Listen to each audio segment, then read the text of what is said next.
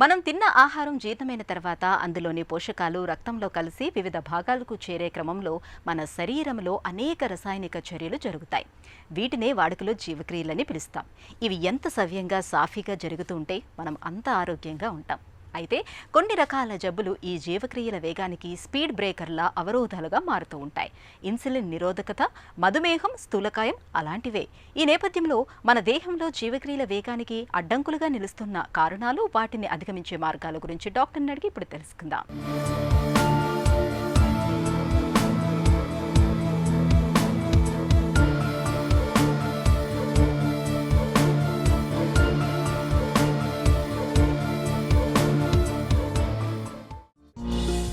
Metabolism అంటే ఏంటి?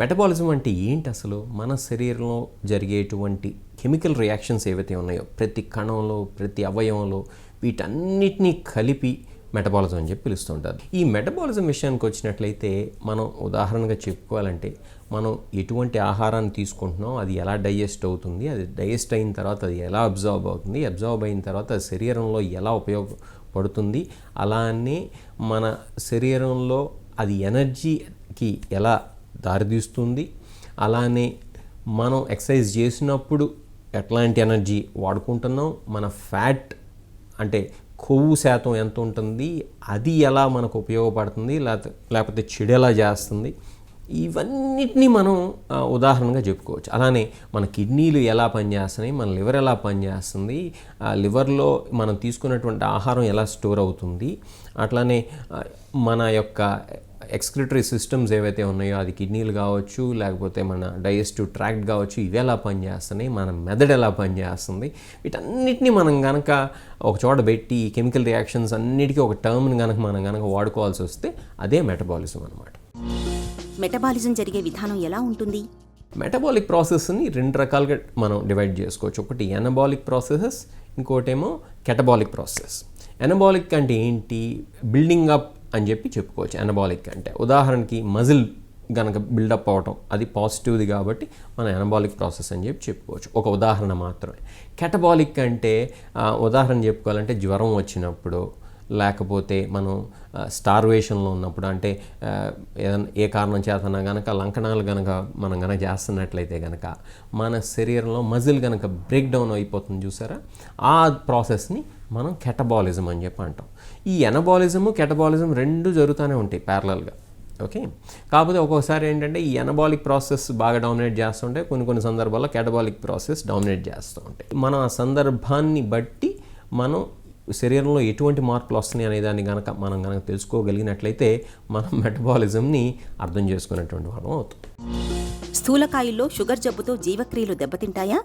Obese ఇండివిజువల్స్లో మనకు తెలియకుండానే శరీరంలో రకరకాలైనటువంటి మార్పులు వస్తూ ఉంటాయి. అది మెదడు దగ్గర నుంచి, కండరాల దగ్గర నుంచి, లివర్ దగ్గర నుంచి, కిడ్నీల దగ్గర నుంచి, కొవ్వు అంటే ఫ్యాట్ దగ్గర నుంచి, డైజెస్టివ్ ట్రాక్ట్ దగ్గర నుంచి రకరకాలైనటువంటి మార్పులు వస్తుంటాయి. ఫ్యాట్ అనేది ఏదైతే ఉందో అది కూడా ఒక ఇంపార్టెంట్ ఎండోక్రైన్ ఆర్గన్ మన శరీరంలో. దాంట్లో కూడా మనకి కనిపించేటువంటి ఫ్యాట్ మాత్రమే కాకుండా లోపల కూడా చాలా బాడీలీ ఫ్యాట్ ఉంటుంది కాబట్టి ఆర్గన్స్లో, దీంట్లో కూడా రకరకాలైనటువంటి మెటబాలిక్ చేంజెస్ జరుగుతూ ఉంటాయి. ఈ అన్ని మెటబాలిక్ చేంజెస్ యొక్క అవుట్పుట్ లేదా అవుట్కమ్మే ఈ యొక్క టైప్ 2 డయాబెటీస్, ఊబకాయం ఉన్నటువంటి వాళ్ళలో. కాబట్టి ఊబకాయం అనేది రాకుండా చూసుకోవాలి. ఒకవేళ వచ్చినట్లయితే కనుక ఆ ఊబకాయాన్ని మనం కంట్రోల్ చేసుకోవడానికి వీలున్నంతగా ప్రయత్నం చేయాలి. అప్పుడు మన బాడీ యొక్క మెటబాలిజం అనేది సరైనటువంటి దిశగా వెళ్ళటం, తద్వారా ఈ యొక్క టైప్ 2 డయాబెటీస్ని మనం రివర్స్ చేసుకుంటాం కూడా కొన్ని సందర్భాల్లో చూస్తూ ఉంటాం. కనీసం రివర్స్ చేసుకోలేకపోయినా కూడా ఈ యొక్క బ్లడ్ షుగర్ లెవెల్స్ని కంట్రోల్ చేసుకుంటాం. అట్లానే ఈ యొక్క లివర్ ఫ్యాట్ని మనం తగ్గించుకుని ఈ ఫ్యాటీ చేంజెస్ని తగ్గించుకుంటాం.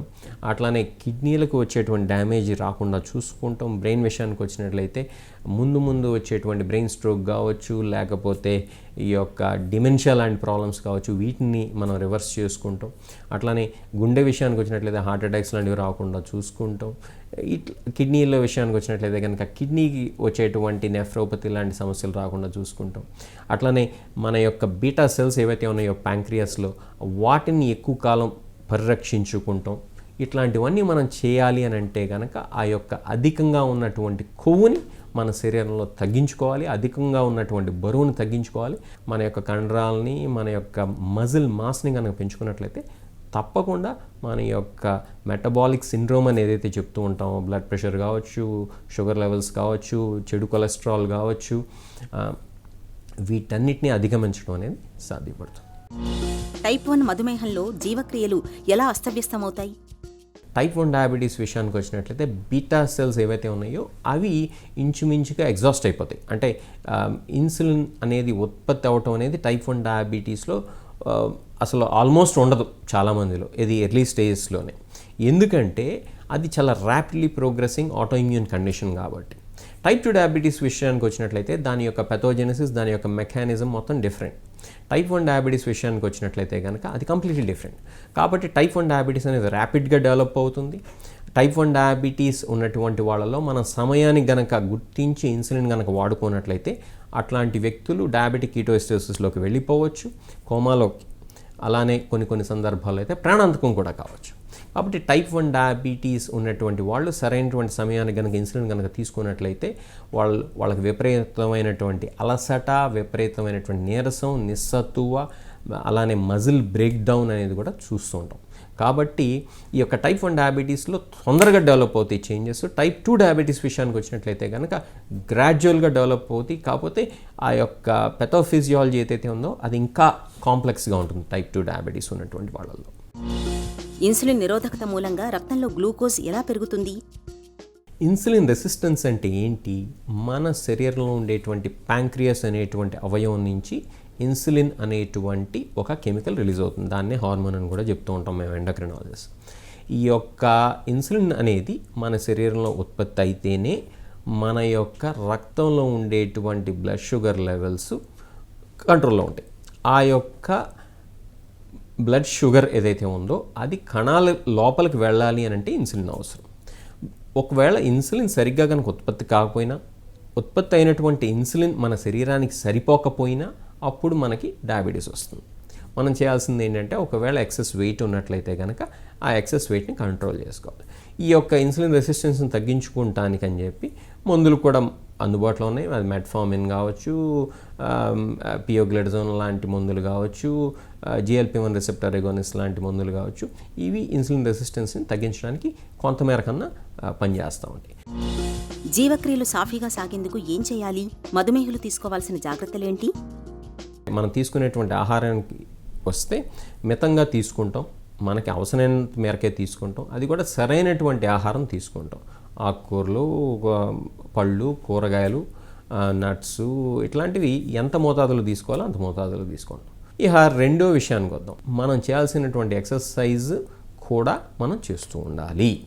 ఇక మూడో విషయం నిద్ర కనుక సరిగ్గా కనుక లేనట్లయితే కనుక మన శరీరంలో సరైనటువంటి సమయానికి ఏ హార్మోన్ అయితే రిలీజ్ కావాలో, ఏ హార్మోన్ అయితే రిలీజ్ కాకూడదో అది మొత్తం అబ్నార్మల్ అయిపోతుంది.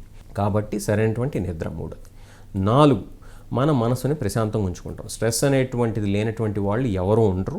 మెడిటేషన్ చేయటం ద్వారానో లేకపోతే గుడ్ హాబీస్ ఏవైతే ఉన్నాయో వాటిని కనుక మీరు కనుక పర్స్యూ చేసుకున్నట్లయితే తప్పకుండా మనసుకు కూడా కొంత స్వాంతన, ప్రశాంతత లభిస్తుంది. కాబట్టి ఈ యొక్క సింపుల్ టిప్స్ని మనం కనుక ఫాలో అయినట్లయితే మన యొక్క మెటబాలిజం అనేది మన మాట వింటుంది. లేనట్లయితే కనుక ఇంతకుముందు మనం చెప్పుకున్నటువంటి మెటబాలిక్ డిజార్డర్స్ ఏవైతే ఉన్నాయో అవన్నీ వచ్చేటువంటి అవకాశం ఎంతైనా ఉంది.